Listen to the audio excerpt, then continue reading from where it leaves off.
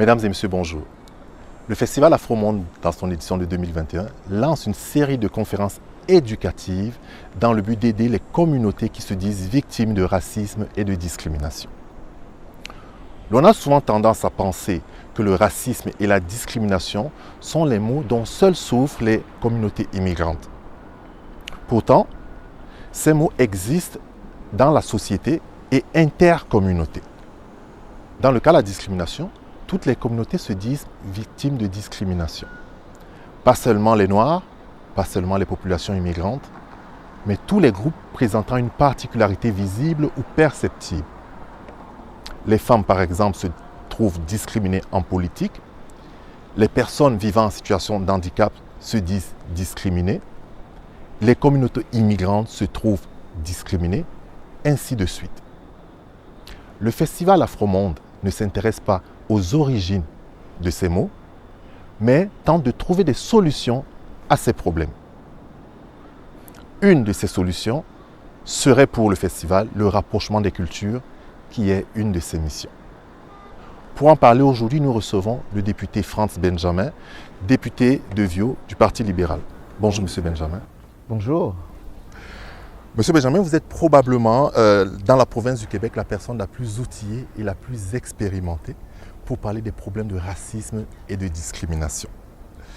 Vous êtes d'origine haïtienne, arrivé au Canada en 1986, c'est bien ça? Donc vous avez une formation en journalisme, une formation de journalisme. Hein? Vous êtes certainement outillé pour décrire et analyser les problèmes qui minent la société, mais vous êtes également poète. Donc vous savez décrire par les mots M-O-T-S, les mots M-A-U-X, qui minent votre société.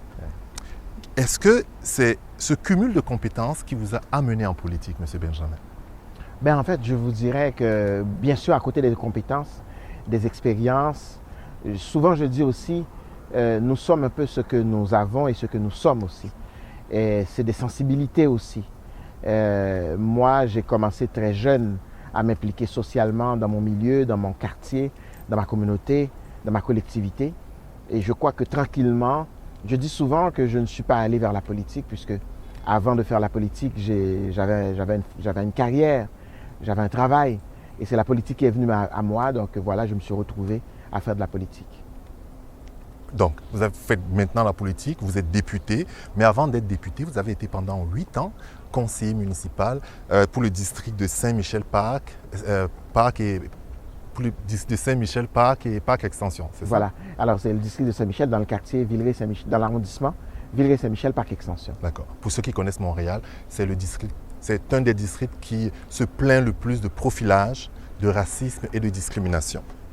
Comment avez-vous réussi à vous hisser au-dessus de la mêlée pour aujourd'hui siéger dans les cercles de décision de la province et parfois du Canada?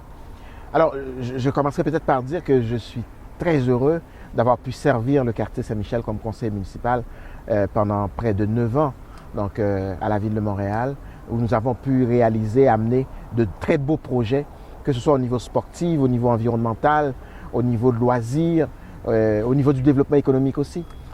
Avec par exemple mon prédécesseur comme député, David Hurtel, nous avons mis en place le Forum de développement économique de Saint-Michel, qui était une plateforme de développement économique pour attirer la création de la richesse dans Saint-Michel.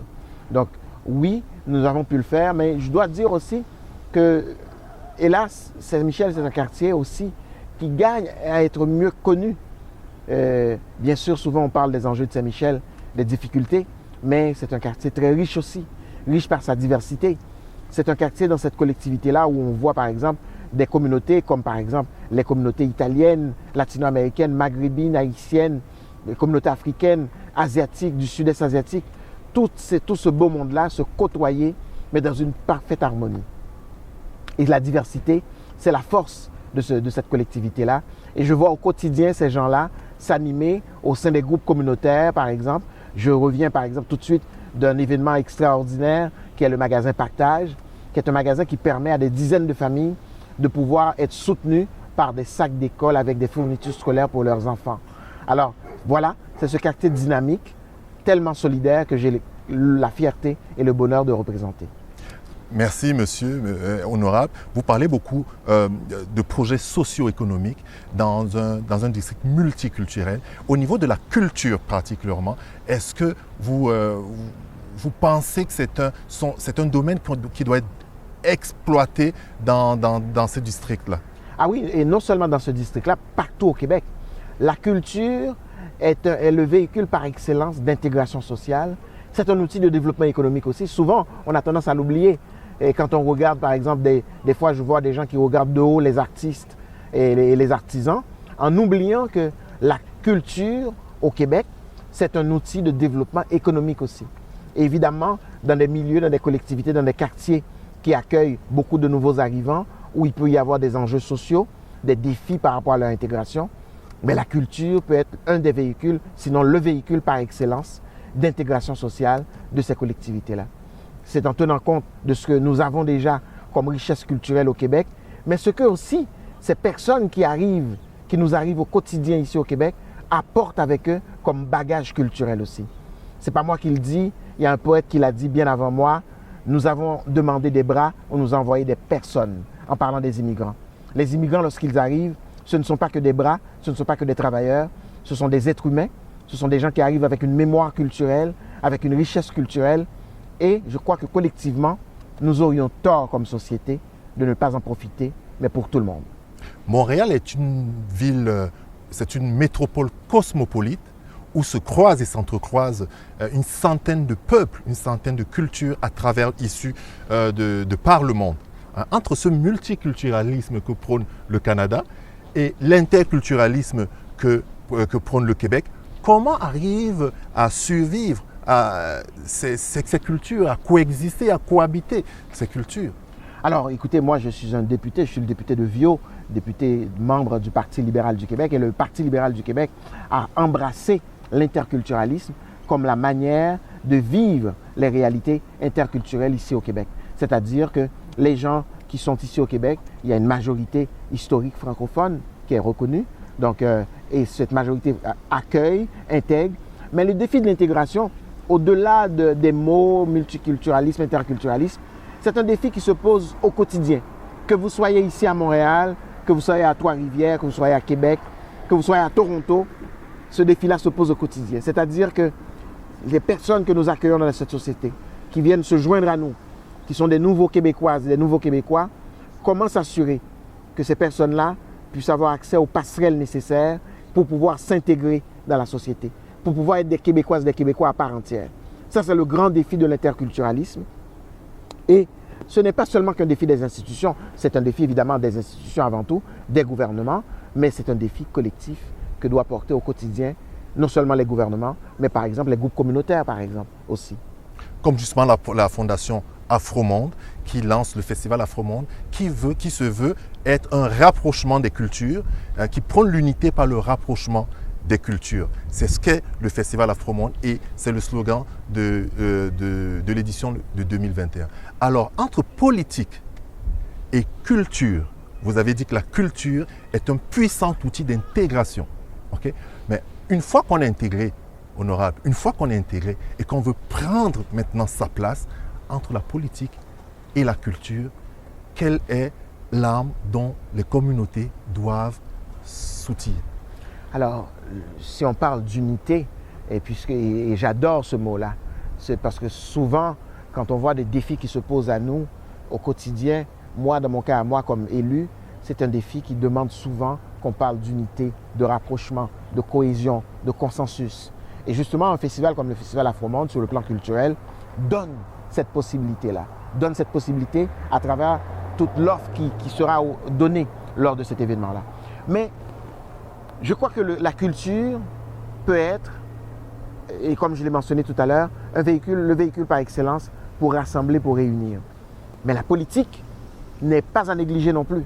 Et c'est là le rôle des élus, le rôle de l'ensemble de la classe politique.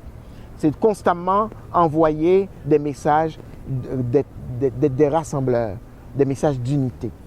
Le défi des politiciens, à travers les politiques, les orientations, les programmes, c'est de ne pas envoyer des messages contre-productifs pour la cohésion sociale. Et la cohésion sociale va arriver lorsque les politiciens, tous les politiciens, auront compris que nous gagnons tous à être rassembleur, à envoyer des messages d'unité à l'ensemble de la société. Bien sûr, il n'y a pas de société parfaite. Le Québec, comme toutes les sociétés du monde, fait face à des défis économiques, des défis sociaux, des défis culturels. Mais cependant, si en toile de fond, nous mettons l'unité comme étant le vecteur qui nous permet tous de nous réunir, de nous comprendre, de nous parler, je suis sûr que nous allons pouvoir réaliser de grandes et de belles choses. Monsieur Benjamin, nous sommes en été, c'est le temps des festivals, Oui. mais nous sommes aussi en période électorale. Alors il y a plusieurs partis politiques on voit plusieurs partis politiques investis et présenter des candidats issus de la diversité. Alors pour ces jeunes, je parle des jeunes, est-ce que vous accepteriez être le mentor au niveau politique ou au niveau culturel de ces jeunes qui souhaiteraient comme vous défendre les intérêts et promouvoir les valeurs culturelles des sociétés de par le monde?